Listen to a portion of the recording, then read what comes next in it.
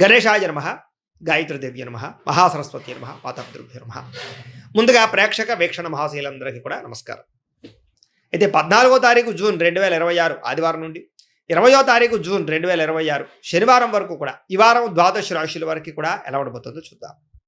ఇక వృషభ రాశి వారి యొక్క ఫలితాలు. అయితే ఈ వారం మీ గోచార గ్రహగతులు కనుక చూసుకున్నట్లయితే అనుకూలమైన ఫలితాలు కనపడుతున్నాయి. ఆరోగ్యపరంగా చాలా బ్రహ్మాండంగా మార్పు వస్తుంది. దీర్ఘకాలిక రోగాలు తగ్గుతాయి. ప్రత్యేకంగా ఆరోగ్యాన్ని బాగుపరుచుకోవడం కోసం ప్రత్యేక శ్రద్ధ పెడతారు.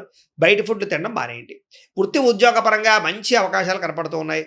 నమ్మక ద్రోహాల నుంచి బయటపడగలుగుతారు. శత్రువుల మీద జయం పొందుతారని చెప్పొచ్చు. జీవిత భాగస్వామితో చేసే వ్యాపారాలు కానీ లేదా ప్రయాణాలు కానీ బాగా కలిసి వస్తాయి ఈరోజు ఈ వారం. ముఖ్యంగా అనుకున్న లక్ష్యాలు సాధించడానికి బాగా తాపత్రయపడతారు. ముఖ్యమైనటువంటి పనులన్నీ తొందరగా జరుగుతాయి. ఇతర దేశాల్లో ఉండే భారతీయులందరూ కూడా ఆర్థిక ఇబ్బంది నుంచి బయటపడగలుగుతారు. దూర ప్రయాణాలు, విదేశీ ప్రయాణాలు కలిసి వస్తున్నాయి.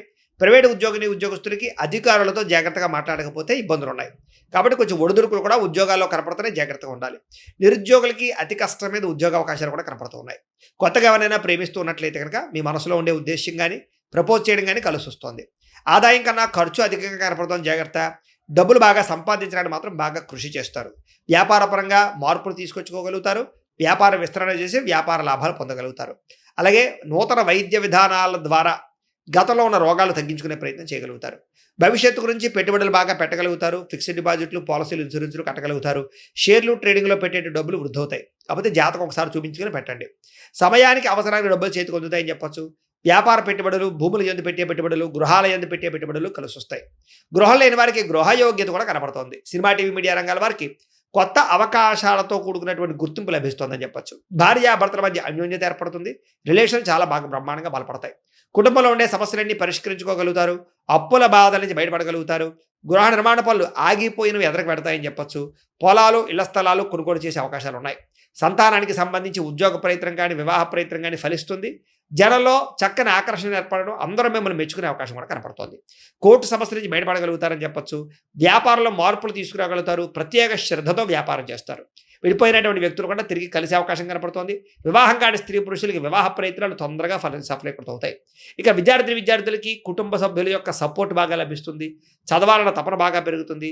ఎలక్ట్రానిక్స్ పట్ల, సాంకేతిక పరిజ్ఞానం పట్ల, కంప్యూటర్ విద్యల పట్ల నైపుణ్యం బ్రహ్మాండంగా పెరుగుతుంది. ఉద్యోగస్తులు కూడా ఉద్యోగ కార్యాలయంలో వ్యూహాత్మకంగా వ్యవహరించడంతో పాటుగా ఉద్యోగ లాభాలు, ఉద్యోగ అవకాశాలు, ఉద్యోగంలో అనుకూలమైన పరిస్థితులు కనపడుతున్నాయి. స్త్రీలకి కుటుంబ సమస్యలు పరిష్కరించుకోగలుగుతారు. అన్నం పట్ల కూడా ఆసక్తి పెరుగుతుంది. వ్యాపారస్తులకి లావాదేవీలన్నీ బ్రహ్మాండంగా సాగుతాయి.